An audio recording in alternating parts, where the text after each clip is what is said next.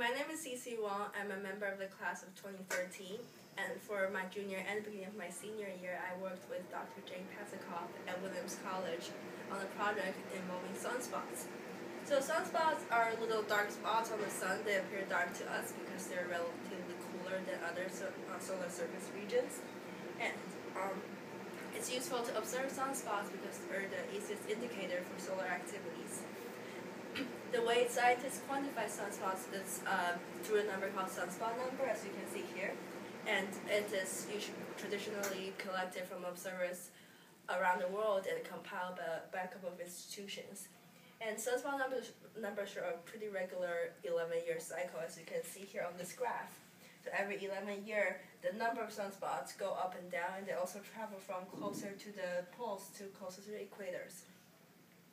And so for the first half of my research during my junior year, I used a mathematical tool called Fourier transform to analyze the cycles of sunspot numbers. My results validated the very clear 11-year cycle, and it also suggested a cycle around 40 to 42 years.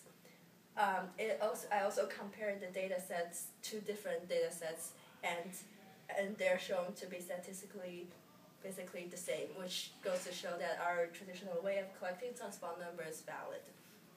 And for the second, throughout the summer and beginning of my senior year, I wrote a program using the programming language Python, which analyzes solar wildlife images.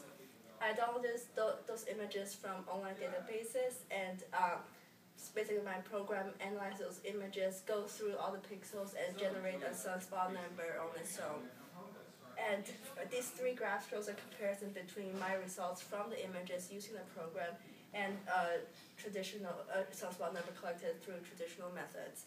And I also did a two-sample t-test, which is a statistical test on them. And my results show that my program, also the sunspot number my program generates provides a function that is sufficient enough for a future Fourier transform analyses, which means that in the future it will be an easier way for us to collect sunspot number, and that will just give us a different data set. So hopefully in the future when we have more sunspot number data, we'll have a more conclusive result and maybe find out more about the cycles in sunspot numbers.